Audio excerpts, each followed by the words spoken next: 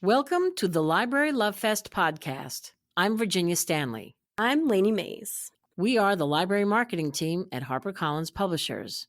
Join us every week as we present buzzworthy books through author interviews, conversations with editors, and expert opinions from librarians like you. Enjoy the show. Book Buzz, HarperCollins Book Buzz. Check it out. Do-do-do, Book Buzz, HarperCollins Book Buzz. Brought to you by Library Love Fest. Hi, everyone. Welcome back to the Library Love Fest podcast. This is Lainey, and we're back with another episode of Editors Unedited. So I want to introduce our editor today, Ivy Givens, who's the associate editor at Mariner Books. Hi, Ivy. Hi, Lainey. Thank you for having us. Of course. We have a great author, so I'm turning it over to you. Thank you. Yeah, we are so excited to talk about a very special book today. It's called Good Grief on Loving Pets Here and Hereafter. Evie Bartels, the author, is with us.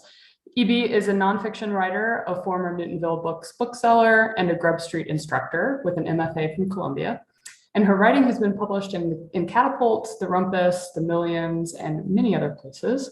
She lives with her husband and their many, many pets in Massachusetts. Hi, Evie. Hi, Ivy. I'm so excited to be here. Thanks for having me. Thanks for coming. So this book is really unlike any other, which I know I tell you a lot, and I really believe it. There are plenty of books that dig into mourning human family members, but not so for mourning our animals. So what made you want to write this book? I mean, Ivy, I have had a lot of pets and they keep dying on me.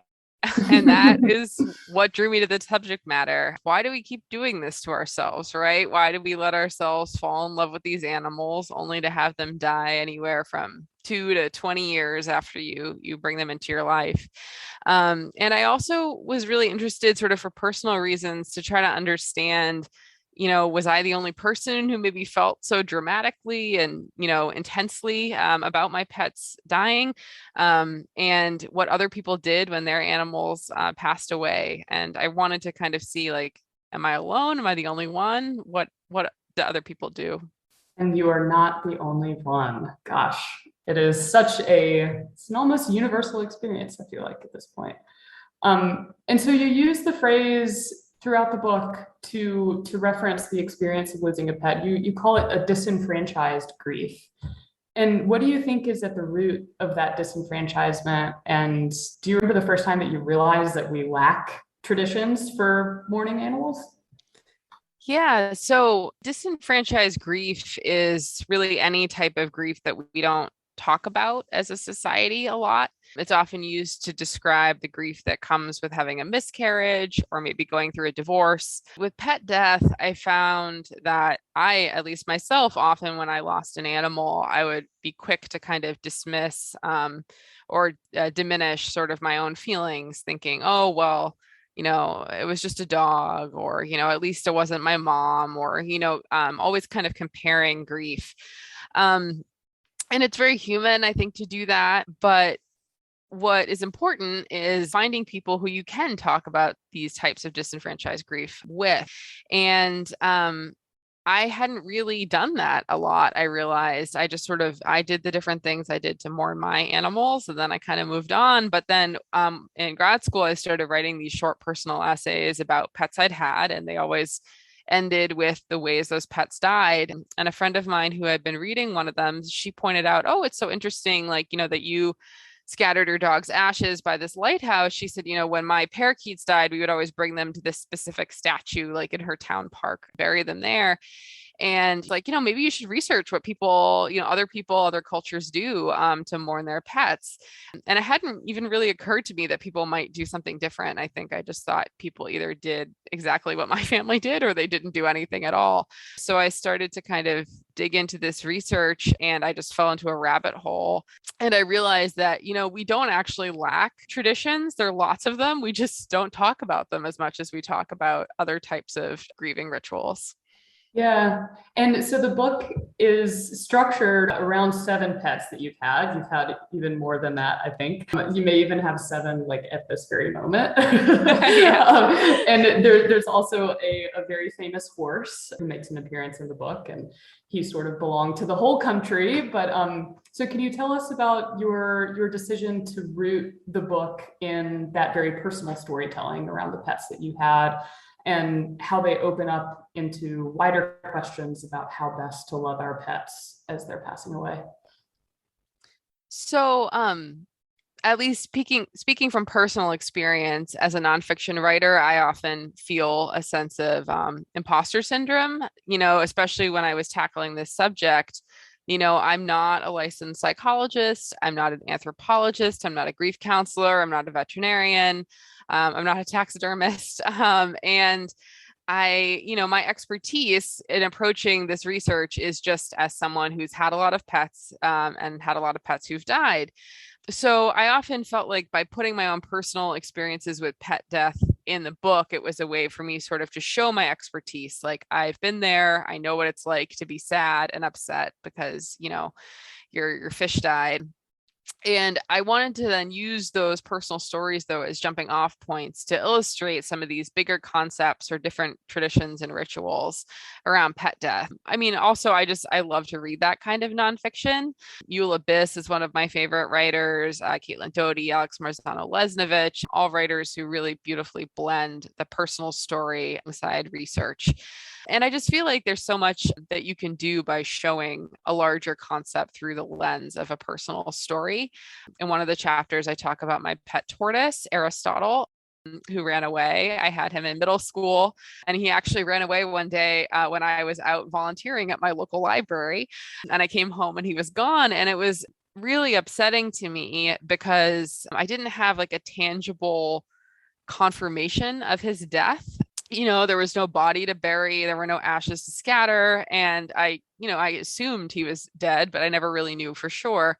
And so I use that story to then kind of dig into why is it so important to have physical things to hold on to after someone that we love dies. And a couple examples were I interviewed this great taxidermist, Lauren Kane Lysak, who works out of Joshua Tree in California. And she does really beautiful work where, she can preserve your whole entire pet's body. She can just do the skeleton. She also does a really sweet, like a nose cast. So if you just want like a little like ceramic imprint of your pet's nose. And these are all really special things. I think that when you're missing your animal, you can physically hold them and touch them, and it feels a little bit like a way to anchor yourself in their memory. Another example was I interviewed Jennifer Williams, who's the founder of a company called Cuddle Clones, which is kind of exactly what it sounds like. She makes realistic stuffed animals of people's pets. So you send a bunch of images of your animal, and they will make you a stuffed dog, cat. I'm sure they'll do other animals as well, that looks just like your pet. And she said that often, like she's her company's made them for kids like going off to college, or like seniors who have to move into assisted living who can't have their animal with them. But she said a lot of people get them after their pet dies, and it's a way to kind of have and hold something when you're missing that other being. Yeah, there's there's such a breadth of diversity and that you profile in this book about all the different ways that we can mourn and honor our animals. It's really amazing and eye-opening. And you take a really global look too. I mean, all the examples that you gave just now are only in America. I mean, and that's only the start. And you take us much further afield, and the book spans really millennia of mourning practices for pets through various cultures and time periods. Turns out having pets is pretty intrinsic to the human experience through the ages. So can you take us through your process for deciding which cultures to look at, and maybe some of the lessons that you found in them? Yeah. I mean, honestly, Ivy, I could have written this book 10 times and featured different cultures in every single version of this book. I started working on the very beginnings of this book in fall 2012 when I started at Columbia in my MFA program. And while I've been working on it over the past 10 years, I've also taught middle school, I've taught high school, I worked as a nanny, I've had a lot of different jobs. I worked at a bookstore. And so I was doing the research and the writing sort of in between when I could.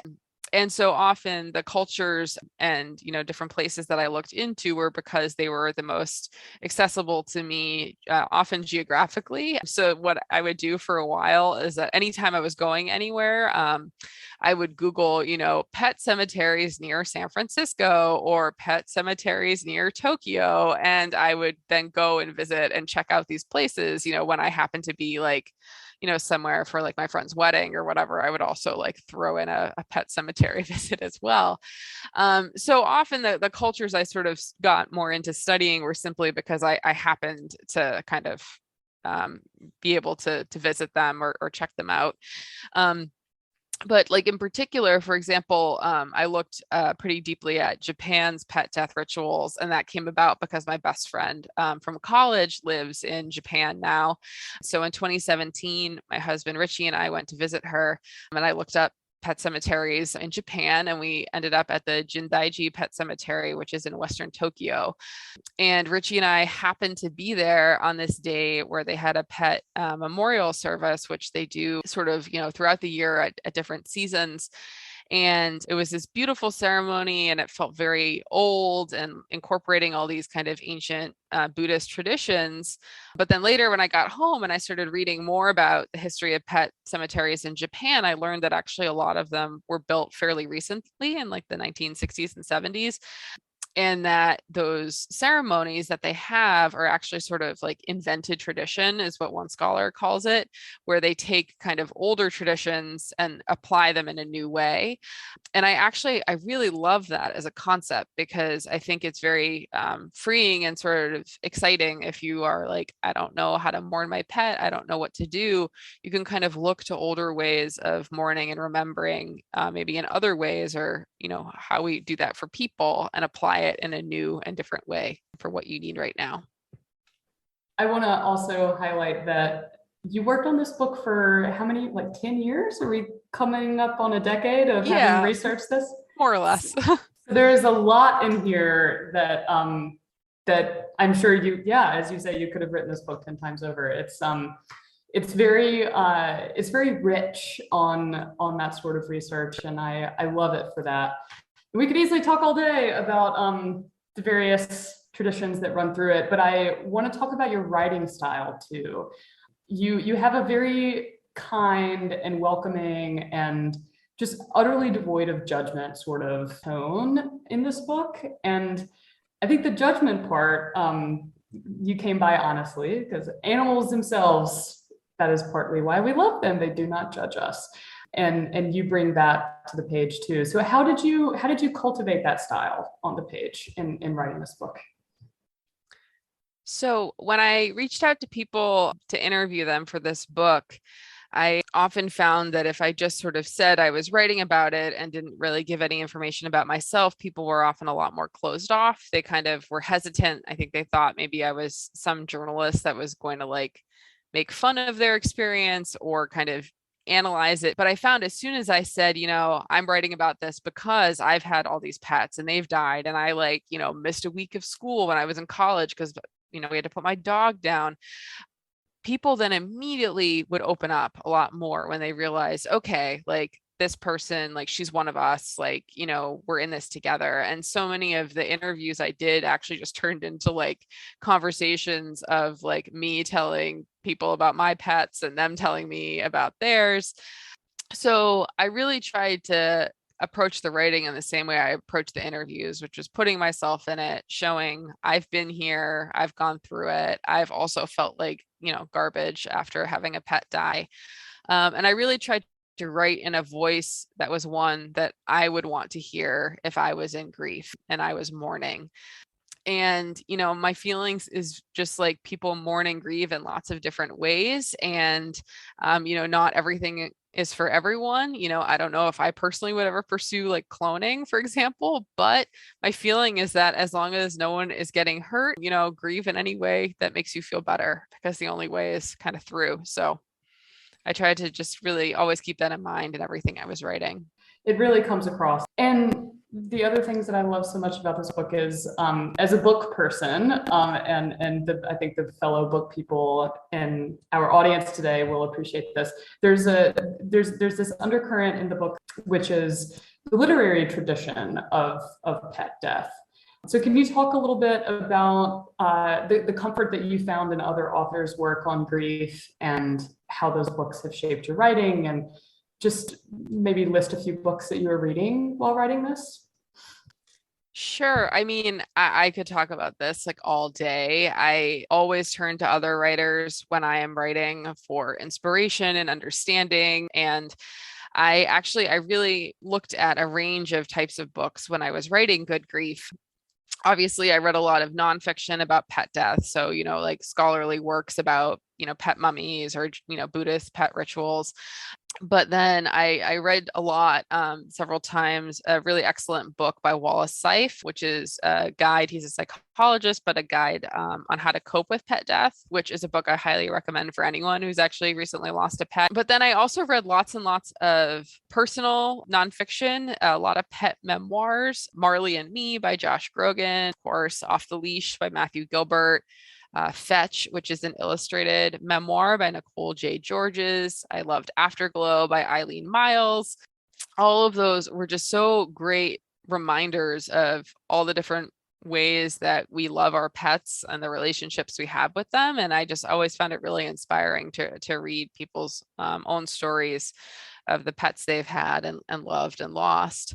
And I also read a lot of fiction too, because a lot of fiction writers really dig into these ideas deeply in their stories. Annie Hartnett, who her most recent book is Unlikely Animals, but her first novel, Rabbit Cake, has what I think is one of the most powerful and devastating dog death scenes I've ever read. And I think she just really nails like all those feelings that come when you have to have your pet put down. And then also I love The Unbearable Lightness of Being by Milan Kundera. Just he writes a lot about sort of learning about euthanasia, the ways we can give our pets a good and loving death. That's just such a fantastic book. I read a lot of poetry too, actually. Dog Songs by Mary Oliver is like one of my favorites. And then a book that I now find I give to everybody I know when I find out that they've lost a pet, sort of toes the line between fiction and nonfiction. It's The Last Will and Testament of an Extremely Distinguished Dog by Eugene O'Neill, the playwright. And he wrote it after his family's Dalmatian, Blemmy, died. He wrote this short piece as a gift for his wife. And he writes from the voice of his deceased dog. And it's sort of written like a will would, bequeathing, my leash to so-and-so and my vest and all this stuff. But the heart of it is, the dog thanking them for all the love and care that they gave to him over his years, and also encouraging them to go out and get a new puppy that needs some love and a good home as well. That, you shouldn't feel like you're marring your memory of your previous pet by getting a new pet. So yeah, I love that book so much. So many works that I turn to again and again, but especially the Eugene O'Neill. It's awesome. I have chills hearing you talk about that. That sounds amazing. I want to ask you one more thing that's sort of in reference to what you said at the beginning, sort of in passing, but I want you to dig into it a bit more. What do you think is behind our reasoning for always coming back? Or as Eugene's Dalmatian might have said, like behind that impetus to go and get another puppy after your dog dies, and once the bequeathing of the leash is done. Yeah, you mentioned this, Ivy, that pets give us a type of non-judgmental love that is hard often for fellow humans to give each other. There's something really, magical about, the way that like a dog is so thrilled every time you come home.